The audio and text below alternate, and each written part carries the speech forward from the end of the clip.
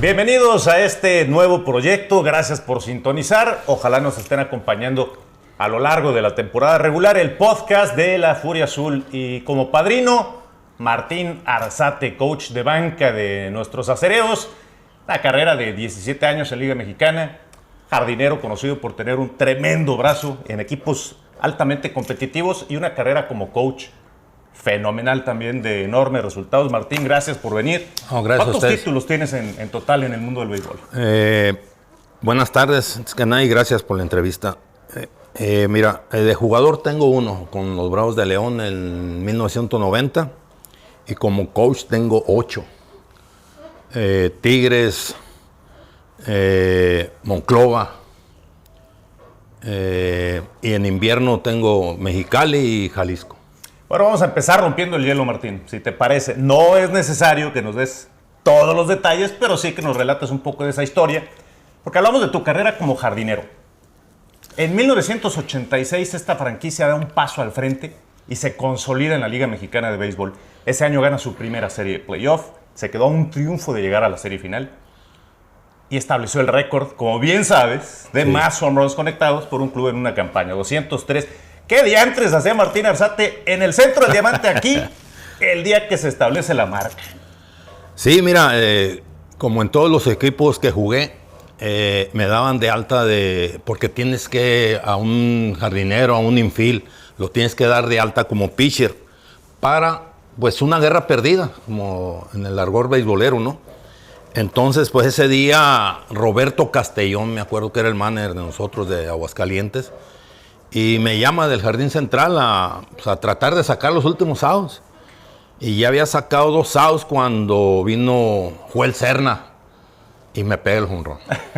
Pero ese detalle, el sonido local, ¿había un premio económico? Había un premio económico, de las cosas que se ven. Alguna vez platicando con Chito Ríos, me decía Chito que él tuvo que ir con un familiar a sacar de USA un carro nuevo que le dio Don Alejo. Don Alejo. Cosas que sucedían en aquellos años en el béisbol. ¿Cómo fue eso del sonido? ¿Qué dijeron en el sonido local aquí en el Sí, estado? Que daban cierta cantidad de dinero para el que rompiera el récord de jonrones en esa temporada. Y pues le tocó la fortuna a Joel Serna. De hecho, me tocó ponchar a Guadalupe el Bronquito Leal y le avisé los picheos, pero no le dio. Y así es, o sea, para que tú veas que en el béisbol, no, pues se la puso y que avisado no le dio. Así en paz descanse el Bronquito. Las dificultades del béisbol. Platicar de un poco de tu vida, Martín, de La Barca, Jalisco. ¿Ahí naciste y creciste? ¿De ahí eran también tus papás? Sí, de ahí soy, de ahí también soy yo, de La Barca, Jalisco. Está situada en los límites de Jalisco y Michoacán. ¿Cómo fue tu infancia? ¿Eras bueno en la escuela o tenías otras actividades? ¿Practicabas muchos deportes? Sí, la verdad, un atleta, básquetbol, béisbol y frontenis y todo, pero me incliné más por el béisbol y la verdad me firmaron porque, pues, gracias a la potencia de mi brazo, ¿no? ¿Quién te firma? ¿En qué año? ¿Para qué organización? Me firmó el señor Ossi Álvarez, en paz descanse, para la organización de los Alacranes de Durango. Dirigió la academia, ¿no? De béisbol inclusive. Dirigió la academia de béisbol en Pastejé y sí, así es. Hay historias que todos los peloteros tienen en México de las dificultades en sucursales. ¿Qué te tocó a ti vivir para llegar al nivel de Liga Mexicana de Béisbol? Mira, te voy a ser sincero. Nunca en una entrevista me han preguntado esa pregunta. Entonces, sí, antes batallaba uno mucho, sufrí mucho para poder llegar a establecerme. Y carencias de viajes en camión, de hoteles, que pues ahora ya no se llegan a ese tipo de hoteles, ¿no? Entonces, pero qué bueno que cambió para bien. Y qué bueno para la juventud de hoy que pues tiene todas las comodidades, y la verdad, el que no quiere jugar es porque de a tiro no quiere. Todos, me imagino, o al menos con los que un servidor ha platicado, yo creo que todo pelotero en algún momento pensó en tirar la toalla. ¿Te pasó a ti? Sí, pero me gusta y me sigue gustando mi trabajo. Bien recompensado hasta hoy. porque si no te gusta es por demás tratar y es, como tú dices, aventar la toalla, es de los que pues realmente no les gusta su trabajo o el deporte, ¿no? ¿Te acuerdas, Martín, cuando te llaman ya el equipo grande y en dónde te tocó debutar? ¿Cómo te fue ese día? Sí, me llamó primeramente en Campeche, cuando fue el cambio de franquicia de Durango para Campeche. No me tocó debutar a mí con Campeche, me prestaron para los Dorados de Chihuahua, pero nada más tuve un turno ahí y me enfrenté a Alejo Ahumada, un gran pitcher. Después me llaman esa misma temporada para la organización original que me firmó y sí debuté y el primer hit se lo di a Moreno, un pitcher que tiraba muy duro y descontrolado en Toluca. Ah, en Toluca. En Toluca, sí. Ahora que mencionas Campeche, ¿te tocó cuando para llegar a Campeche había que cruzar en panga? A Ciudad del Carmen. Uh-huh. A Ciudad del Carmen, sí. Se jugaba pero ese año ¿cómo se llama? No estaba a Ciudad del Carmen. Se jugaba nada más en Campeche, el año de la huelga. En todos los años que tuviste, ¿quiénes podrías platicarnos que fueron tus mejores amigos como pelotero dentro del béisbol? Tengo muchos, la verdad. Tengo más amigos que enemigos. Pues obviamente pues, enemigos no creo tener porque cuando te portas a la altura y das tu respeto, pues vas a encontrar más amigos que enemigos, ¿no? Pero sí, en particular, Andrés Mora, que me ayudó bastante cuando me tocó jugar con Nuevo Laredo. Y de ahí ya como coach, Gerardo La Polvorita Sánchez. En esa época de pelotero con alguno de tus amigos, ya sea con don Andrés o algún otro, alguna anécdota que tengas por ahí, no dentro del béisbol, sino fuera de alguna cosa curiosa que les haya sucedido. Pues mira,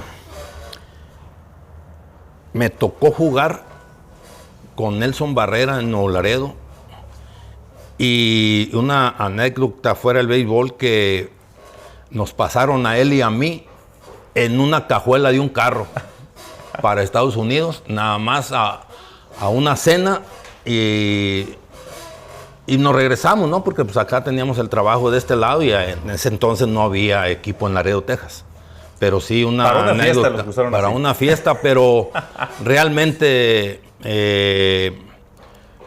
ya estaba todo planeado bien hecho y derecho, ¿no? Fue una aventura, pero no se arriesgaron tanto, podríamos decir. Así es.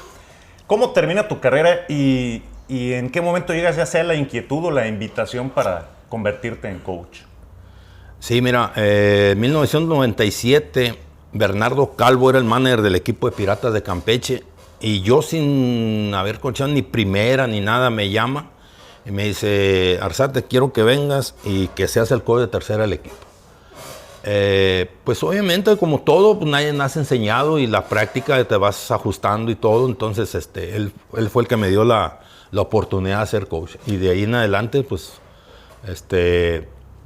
bastante bien. Oye, había una pregunta que se me olvidaba de tu época de jugador. Tú estuviste con Acereros. Vino la época en donde vino un equipo y se fue, y luego llegan los Dorados de Chihuahua y ahí es donde se establece ya la franquicia para no perder la plaza. ¿Te acuerdas dónde vivías, a dónde ibas a comer en aquellos años aquí en Monclova? Sí, cómo no. Viví aquí en la colonia, aquí atrás, cerca del estadio. En la colonia... Si no es la deportiva, sería más para allá atrás. ¿Cómo se llama? Aquí atrás, por el E-Fil. Una colonia muy popular aquí en Monclova, en 1983. Sí, había carencias en la ciudad y todo, pero sí les digo que dicen que Monclova, que esto, pero ahora está lindo Monclova en comparación a esos años. ¿Te acuerdas a dónde te gustaba comer? Sí, claro, con Juan Hermilo íbamos a cenar, claro, sí. Oye, ¿me tocó a mí? Así es. Y ahí dentro del restaurante del Hotel Olimpia también, que hacían un caldo de res fabuloso. Bueno, regresando ya a tu nueva carrera como coach, mucha gente no sabe cuáles son las funciones de un coach. te ha tocado en primera, en tercera, ahora como coach de banca. Platícanos primero, el coach de primera, ¿cuáles son sus principales responsabilidades? Mira, mucha gente cree que el coachear primera pues no tiene importancia, que es muy fácil, pero todo tiene su que ver. Es agarrarle el tiempo que hace el pitcher cuando lanza para home, si se le puede robar o que está muy rápido, pues obviamente no lo vas a mandar, ¿no? Que te dé luz verde el manager para poderlos mandar tú de tu iniciativa. Y a la hora de estar, por ejemplo, un corredor en segunda en posición de anotar, batean de hit y mandarlo a segunda o pararlo ahí en primera. Todo eso tiene que ver, agarrar las señas del coach de tercera, señas directas que se dan del manager al coach de primera y todo ese tipo de cosas. Ya el coach de tercera, ahí ese es un trabajo muy, muy especial y difícil, porque mucha gente cree, no, que para qué lo mandó y que esto y que el otro, pero el coach de tercera es una posición que es muy difícil ahí hacerlo y tienes que saber la potencia de los brazos enemigos, quién está corriendo, cuántos outs van, quién viene a batear. Todo ese tipo de cosas tienes que estar adelantado, si no, no funciona. Y las cajas de colchón también tiene sus peripecias, ¿te acuerdas de Alex Sánchez ahí en Cancún? Sí, así es. Sí, no. Coach de banca, esa es una nueva función que estás desempeñando. ¿Cuáles son exactamente las características que distinguen ser el brazo derecho del manager? Sí, mira, estar al pendiente obviamente del juego, estar atento, darle sugerencias al manager. Obvio que él tiene la última responsabilidad, la última palabra.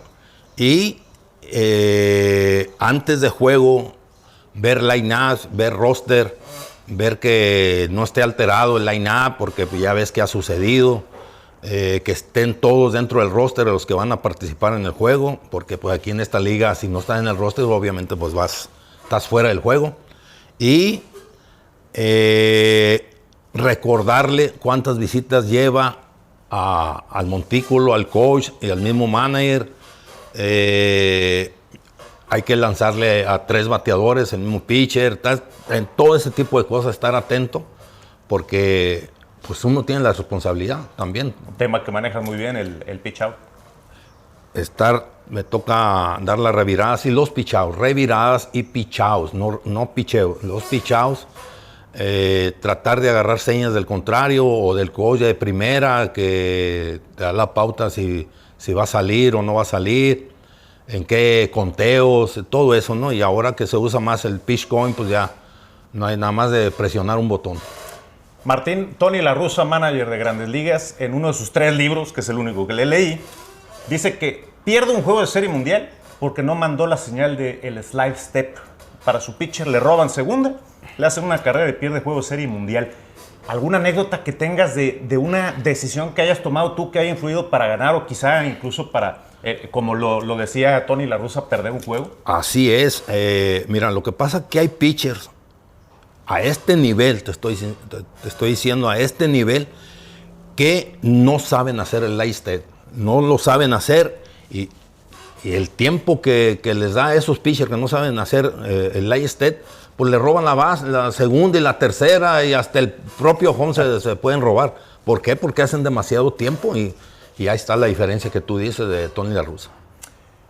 Para finalizar, Martín, recordar algunos de tus managers que crees hayan tenido algo que ver en cómo tú te fuiste desarrollando como coach, es decir, el aprendizaje que tuviste de ciertos managers o coaches en tu carrera, tanto de jugador como de coach, que hayan influido en cómo te desempeñas tú. Sí, mira, yo tuve bastante tiempo a Paco Chávez, a Francisco Chávez, de coach de tercera. Agarrar señas, me enseñó cómo agarrar señas. Y ya de coach a Enrique Che Reyes, la verdad, cuando llegué a la organización de Tigres, pues tú sabes cómo era Tigres de los señores Peralta. Y mucha disciplina y saber comportarte ante los jugadores, dar tu respeto y que te respeten, porque si no, no podía estar en esa organización. Estamos aquí en Monclova con Acereros y te soy sincero, estamos por hacer semejante o mejor a Tigres de México, lo que era Tigres de México, tanto en sucursales, academia, como en el equipo grande. Ese tipo de disciplina que ya en la actualidad muy pocos equipos lo hacen. Diablos Rojos y Acereros de Monclova. Son palabras grandes. Ya ahora sí, el Cerrojo. Tus mejores recuerdos. Uno como pelotero, nos decías, ese equipo de Bravos de León era fantástico, pero no sé, tú nos dirás cuál fue tu mejor recuerdo como pelotero y has sido coach incluso de selecciones nacionales. ¿Cuál ha sido tu mejor momento como coach? Pues ha habido muchos momentos porque pues 8 campeonatos no son fácil, pero como coach me tocó ir a Japón al preolímpico que se clasificó para las Olimpiadas. No me tocó ir a las Olimpiadas porque, pues, tú sabes, me dio el COVID y me quedé en el hotel en México antes de salir a Japón. Y como jugador, pues, gané 4 guantes de oro, 2 en el center field, 1 en el right field y 1 en el left field. Y, pues, gracias a Dios, le debo toda mi vida al béisbol. Martín, muchísimas gracias, padrino gracias oficial del podcast de La Furia Azul. Muchas gracias. Que haya todo el éxito en este Muchas gracias. Saludos.